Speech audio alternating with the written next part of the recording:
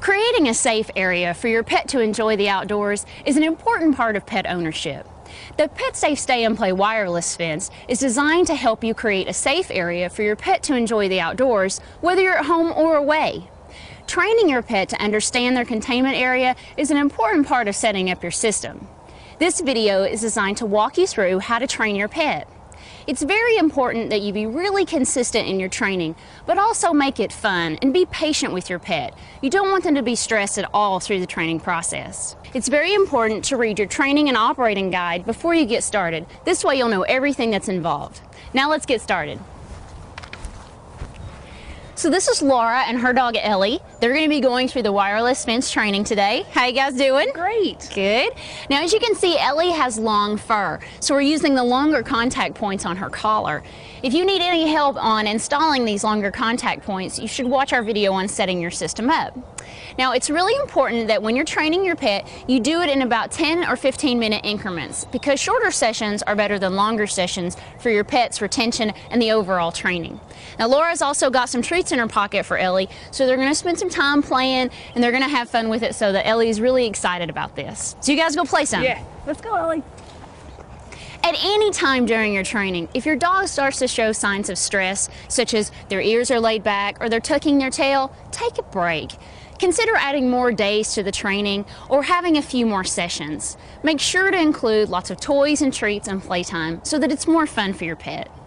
We call the area of your yard the pet area, and the end of the containment area the boundary zone, so you'll hear us use these terms throughout this video. At this point, your system should already be completely set up. You should have your boundary flags marking the edge of your containment area. You'll want to set your flags up about every 10 feet.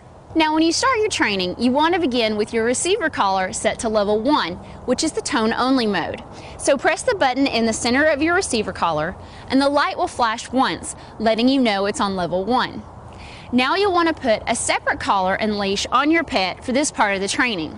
Then spend some time walking around in the containment area with your pet on the leash and make it fun. With full control of your pet on a leash, walk to the flag. As your pet enters the static correction zone, the receiver collar will begin to beep. Allow your pet to stay in the static correction zone for about 2 seconds.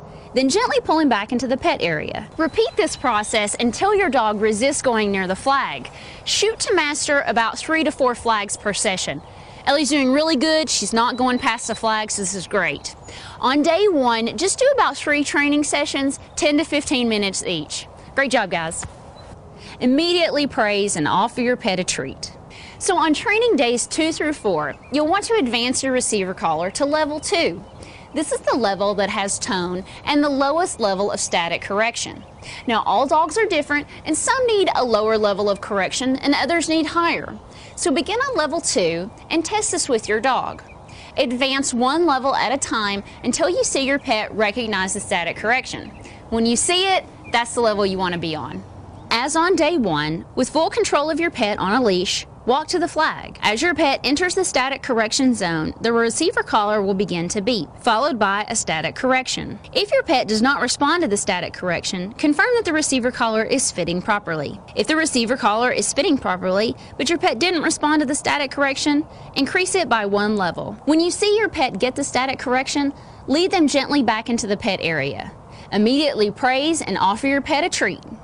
Repeat this process at the same boundary flag until your pet resists going into the static correction zone.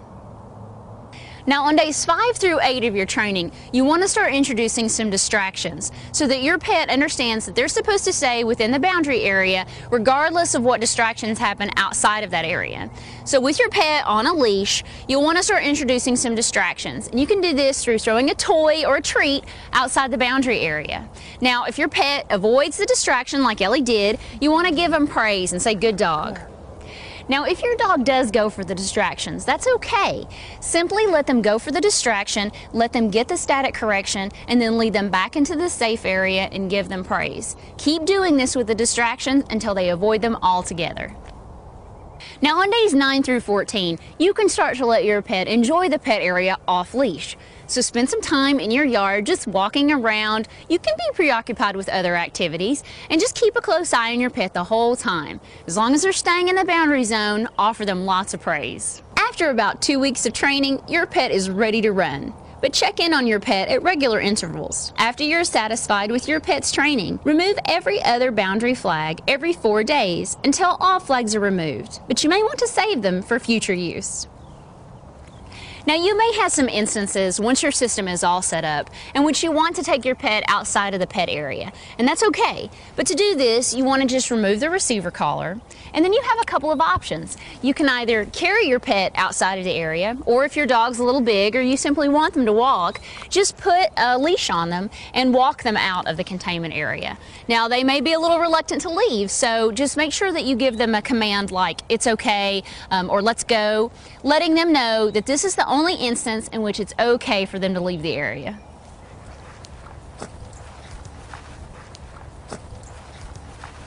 Now, one final note. Don't allow your pet to wear their receiver collar for more than 12 hours in a 24-hour period of time. Just as humans can develop bed sores if they lay in one place for too long, the same thing can happen to your pet if they wear a collar that contains metal and it's too close to their skin for too long. So for your pet's health and comfort, every day remove your receiver collar, maybe at night before your pet's going to bed. We know you're going to love the freedom that the Pet Safe Stay and Play wireless fence gives you and your pet. Now, if you have any questions after you've read your manual and watched this video, contact the Pet Safe Customer Care Center.